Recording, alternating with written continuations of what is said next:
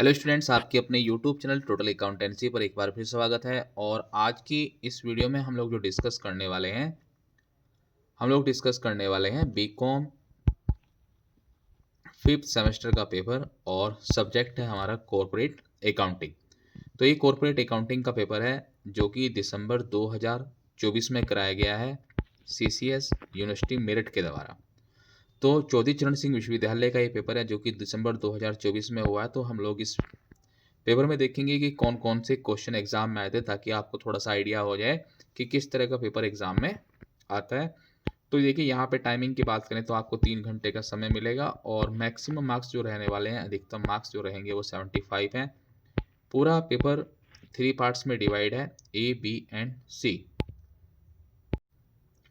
तो सबसे पहले बात करेंगे सेक्शन ए की। तो सेक्शन ए में आप लोग देख सकते हैं very short answer type question है। तो यहाँ पे आपको टोटल मिला करके 5 क्वेश्चन मिलेंगे, जिसमें से कोई भी आपको 3 क्वेश्चन अटैम्प्ट करने हैं। और इसमें जब आप वर्डिंग लिखेंगे तो 75 वर्डिंग से ज़्यादा नहीं लिखनी है। ऐसा नहीं कि बिल्कुल आपने एक ही क्वेश्चन से कॉपी भर देनी है। तो देखिए, जो पहला क्वेश्चन यहाँ पे दिया गया है, जो फर्स्ट क्वेश्चन है वो यहाँ पे पूछा गया, distinction between capital reserve and reserve capital, पूंजीगत संचय और संचित पूंजी में क्या अंतर है। सेकंड जो क्वेश्चन है वो रहने वाला है, व्हाट इज माइनॉरिटी इंटरेस्ट। अल्पमत हित है वो क्या होते हैं। तो आप लोगों ने पढ़ा होगा कि जैसे कोई कंपनी दूसरी कंपनी को एक्वायर कर लेती है तो सारे शेयर होल्डर्स के साथ नहीं मिल पाते हैं। कुछ ऐसे हैं जो नहीं मिल पाते, वो होते हैं हमारे माइनॉरिटी इंटरेस्ट। उसके बाद चलेंगे नेक्स्ट क्वेश्चन पर, और ये क्वेश्चन रहने वाला है हमारे सामने, आप लोग देख सकते हैं क्वेश्चन नंबर 3। तो क्वेश्चन नंबर 3 में क्या दिया हुआ है, इसमें पूछा गया है कि लाभ हानि समायोजन खाता क्या है, यानी कि profit and loss account appropriation account को समझाना था। तो आप लोग यहाँ पे देख सकते हैं स्क्रीन पर, profit and loss appropriation account के बारे में पूछा गया है, लाभ हानि समायोजन नियोजन खाता, सॉरी एप्रोप्रिएशन अकाउंट। उसके बाद है क्वेश्चन नंबर 4, डिफाइन अमालगमेशन, एकीकरण को परिभाषित कीजिए। एकीकरण का अर्थ होता है जब दो से अधिक कंपनियां मिलकर एक साथ कार्य करती हैं और वो पुरानी अपनी आइडेंटिटी को ख़त्म कर देती हैं और एक नई कंपनी के साथ शुरुआत करती हैं, एक नए नाम के साथ शुरुआत करती हैं। उसके बाद है क्वेश्चन नंबर 5। तो क्वेश्चन नंबर 5 में क्या पूछा गया, डिफरेंस। तो देखिए, डिफरेंस किस किस के बीच में पूछा गया, इक्विटी एंड प्रेफरेंस शेयर के बीच में। बहुत ही इंपॉर्टेंट क्वेश्चन है और ऐसा क्वेश्चन आना भी चाहिए। उसके बाद है देखिए सेक्शन बी की बात करेंगे। तो सेक्शन जो हमारा बी है ये है शॉर्ट आंसर टाइप क्वेश्चन। यहाँ पे आपको टोटल एग्जाम में 3 क्वेश्चन मिलेंगे, जिसमें से आपको कोई भी 2 क्वेश्चन अटैम्प्ट करने हैं। एक क्वेश्चन 7.5 मार्क्स का रहने वाला है, जिसमें आपको 200 से ज़्यादा जो है वर्डिंग का इस्तेमाल नहीं करना है। तो पेपर का आप लोग जब आंसर लिखें तो आंसर लिखते हुए आप लोग शब्दों पर भी ध्यान दें, बहुत ज़्यादा शब्द भी नहीं लिखने हैं। तो देखिए, इसके बाद हम लोग बात करेंगे क्वेश्चन नंबर 6 की। तो क्वेश्चन नंबर 6 है, क्वेश्चन नंबर 6 में पूछा गया है, व्हाट इज डिवेंचर, डिवेंचर क्या है, what are there various classes की, डिवेंचर के अलग अलग प्रकार कितने हैं। तो ऋण पत्र किसे कहते हैं, यह कितने प्रकार के हैं। तो ऋण पत्र आप लोग जानते ही होंगे, ये एक एविडेंस है जो कि कंपनी इशू करती है, जो कंपनी को पैसे देते हैं तो उसके बदले में सुपुर्दगी। जैसे ये समझो कि हमने किसी कंपनी को क्या दिए हैं, पैसे दिए हैं, उसके बदले में हमें क्या मिलेंगे, डिवेंचर। डिवेंचर क्या है, एक सर्टिफिकेट है किस चीज़ का, बोरोविंग का, उधार का। उसके प्रकार हैं, आप लोगों ने देखा होगा 8 प्रकार हैं, जैसे secured, unsecure, convertible, non convertible, ठीक है, इस तरह से। उसके बाद बात करेंगे हम लोग क्वेश्चन नंबर 7 की। तो क्वेश्चन नंबर 7 में क्या पूछा है, what is purchase consideration as per accounting standard 14। तो जो क्वेश्चन नंबर 7 है, इसमें एएस के बारे में बताना था कि किस तरह से पीसी निकालते हैं as per AS 14, how it is calculated. लेखा प्रमाप 14 के अनुसार क्रय प्रतिफल से आप क्या समझते हैं तथा इसकी गणना किस प्रकार से की जाती है।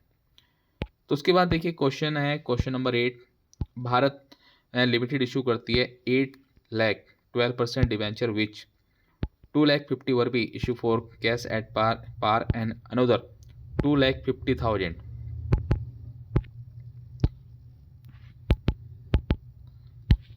देखिए यहाँ पे थोड़ा सा हम लोग जूम कर लेते हैं। देखिए अब आपको बिल्कुल क्लियर नज़र आएगा। तो देखिए यहाँ पे पूछा गया उसके बाद at a premium of 5% and remaining 3 lakh were given to bank as a security of a loan of rupees 2 lakh. Journalize this transaction in the books of company and show how this transaction will be appear in the company's balance sheet. तो ये ऋण पत्रों को निर्गमन करने का question है जो कि बैलेंस शीट में दिखाना है, जनरल एंट्री भी करनी है और साथ साथ बैलेंस शीट को भी शो करना है। तो ये था हमारे सामने क्वेश्चन नंबर, आप लोगों ने देखा। तो उसके बाद चलते हैं देखिए सेक्शन सी। तो 8 क्वेश्चन के बाद हम लोग आगे हैं क्वेश्चन नंबर पार्ट सी पर, और ये हमारा सेक्शन सी रहने वाला है। सेक्शन सी का मतलब है यहाँ पे डिटेल आंसर टाइप क्वेश्चन आने वाले हैं और ये है लॉन्ग क्वेश्चन। तो लॉन्ग क्वेश्चन में देखते हैं जो कि यहाँ पे आपको टोटल मिलाकर के 5 क्वेश्चन मिलेंगे, जिसमें से आपको कोई भी 3 क्वेश्चन अटैम्प्ट करने हैं और एक क्वेश्चन रहने वाला है 15 मार्क्स का लॉन्ग क्वेश्चन है ये। तो चलिए देखते हैं। देखिए सबसे पहले क्वेश्चन नंबर 9 की बात करें तो 9 में क्या दिया गया है। क्वेश्चन नंबर 9 में पूछा गया है right A short note on the following. Cost of control का क्या मीनिंग है, प्री इक्विजिशन प्रॉफिट का क्या मीनिंग है, statement of holding companies, interest in subsidiary companies. तो ये आपको बताना था इसके अंदर। उसके बाद चलेंगे क्वेश्चन नंबर 9 के बाद। देखिए हम लोग देखेंगे क्वेश्चन नंबर 9 का, पहले हिंदी में आप लोग देख सकते हैं क्वेश्चन नंबर 9 को। निम्नलिखित पर संक्षिप्त टिप्पणी लिखनी है। नियंत्रण की लागत, क्रय से पूर्व के लाभ, सूत्रधारी कंपनी के सहायक कंपनी में हित का विवरण। उसके बाद बात करेंगे क्वेश्चन नंबर 10 की how are final account of a company prepared, कि कंपनी के फाइनल अकाउंट किस तरह से तैयार किए जाते हैं, एक कंपनी के अंतिम खातों को कैसे तैयार किया जाता है। उसके बाद बात करेंगे क्वेश्चन नंबर 11 की। तो यहाँ पे क्या दिया हुआ है, what do you understand by preference share and their kinds, how are preference share redeem, explain the accounting treatment. पूर्वाधिकार अंशों से आप क्या समझते हैं, ये कितने प्रकार के होते हैं, पूर्वाधिकार अंशों को किस प्रकार के शोधन किया जा सकता है। तो यहाँ पे ये बताना था। उसके बाद चलेंगे नेक्स्ट पेज पर, और ये यहाँ पे जो हमारा नेक्स्ट पेज है यहाँ पे मिलता है हमें क्वेश्चन नंबर 12। और क्वेश्चन नंबर 12 में देखेंगे मधु कंपनी लिमिटेड इनवाइट करती है application of 10,000 equity share of ₹10 each at a premium of 10 each payable as below. तो देखिए ये है अंशों के निर्गमन से संबंधित एक क्वेश्चन। उसके बाद दिया हुआ है 50 रुपये एप्लीकेशन पे है, 35 रुपये अलॉटमेंट पे हैं। इस 35 रुपये के अंदर 10 रुपये का प्रीमियम भी इंक्लूड है। तो ये 25 प्लस 30 को मिलाकर के 35 है, और 25 ऑन कॉल है। उसके बाद एप्लीकेशन जो रिसीव हुए हैं वो 15,000 अंशों के लिए हुए हैं, जो कि एक्सेस एप्लीकेशन आ चुकी हैं। एक्सेस में क्या होगा, कुछ मनी रिफंड कुछ भी हो सकता है। तो 15,000 के लिए एप्लीकेशन आई है, तो 5,000 एक्स्ट्रा आ चुके हैं। 5,000 में से 2500 को क्या कर दिया, not get any allotment and their money was be refunded. उसके बाद allotment was made on pro rata to the remaining applicant on the same date. उसके बाद अतुल्य वाज अलॉटेड, अतुल्य को कितने शेयर अलॉटेड किए गए हैं, 20 शेयर। ही फेल टू पे the amount on allotment and the call कर दी गई। उसके बाद कंपनी फॉरफिटेड कर लेती है उसके शेयर को, कब, यहाँ पे अलग अलग डेट दी गई है। और उसके बाद कंपनी ने इन शेयर्स को जो फॉरफिटेड किए गए थे 20 शेयर्स, उसे रीइश्यू कर दिया है 105 रुपये में। तो ये सब आपको क्या करना है, इन सब की देखते हैं क्या पूछा गया, जनरल एंट्री या फिर। तो देखिए यहाँ पे अगर जो हिंदी वाले हैं बच्चे, जो हिंदी में देखना चाहें हिंदी में भी देख सकते हैं।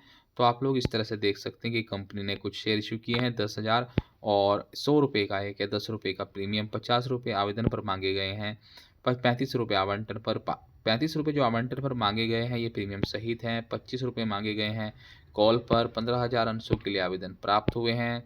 ठीक है, तो ये इस तरह से आप लोग देख सकते हैं। उसके बाद बात करेंगे नेक्स्ट। देखिए यहाँ पर,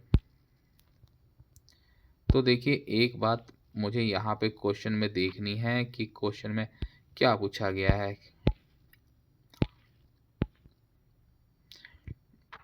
यहाँ पे मुझे ये नज़र नहीं आ रहा है कि इसमें क्या बनाना है, लेकिन जर्नल एंट्री तो करनी पड़ेगी। तो जर्नल एंट्री तो मिनिमम चाहिए ही चाहिए।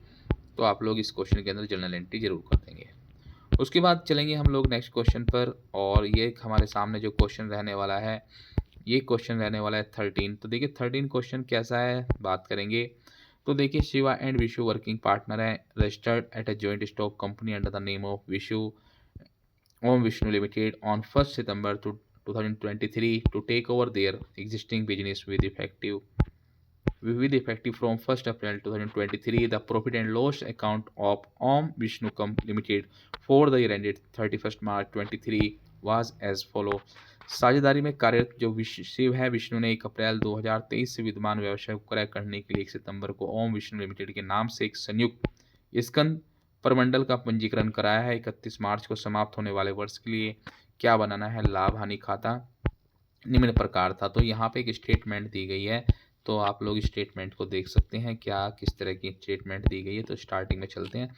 तो ये देखिए यहाँ से शुरुआत है, salary, wages, gross profit, depreciation, interest on purchase, selling fees, director fees है। तो सेल फॉर द ईयर दी गई है total 2,25,000 out of which 1,50,000 related to the period from 1 April 23 to 31 March 23। तो उसके बाद चल देंगे नेक्स्ट पेज पर, और यहाँ पे देखिएगा मैं थोड़ा सा सही कर देता हूँ पेज को आप लोगों के लिए। तो देखिए यहाँ पे प्रिपेयर करना है क्या, स्टेटमेंट। स्टेटमेंट यहाँ पे आप लोगों को बनानी है, किस तरह की स्टेटमेंट बनाएंगे। Apportioning the profit between post and pre incorporation period including your basic of allocation. तो यहाँ पे क्या है कि जो प्रॉफिट हुआ है उसे 2 पीरियड्स के अंदर बांटना है। वो कौन कौन से हैं, समावेलन के पश्चात और समावेलन की पूर्व की अवधि के बीच में आपको जो है प्रॉफिट को विभाजित करते हुए विवरण तैयार करना है। तो आई होप कि ये बिल्कुल आपको पीडीएफ पसंद आई होगी, अच्छी लगी होगी, इससे आपको हेल्प मिलेगी। तो अगर आप लोग चैनल पर नए हैं तो प्लीज़ आप लोग चैनल को सब्सक्राइब कीजिएगा। इस वीडियो में इतना ही, नई वीडियो में नए अपडेट के साथ फिर मिलेंगे। ठीक है, थैंक्स फॉर वॉचिंग।